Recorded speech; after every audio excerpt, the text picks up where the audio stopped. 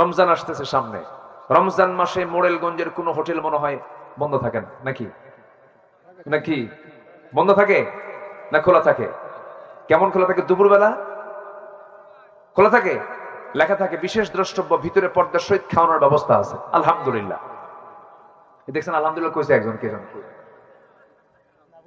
জোরে কর নাউজুবিল্লাহ। তাহলে আমরা কি করলাম বলেন? আমাদের কি অর্জন হলো?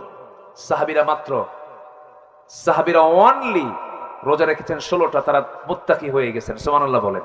আর আমাদের মুত্তাকি হওয়ার জন্য 30 বার 40 বার রোজার মাস আসছে, এ পর্যন্ত বিড়ি খাওয়া বাদ দেই নাই। এ জাতি ভাত বেশি খায় না বিড়ি বেশি খায়? বিড়ি খায় বেশি।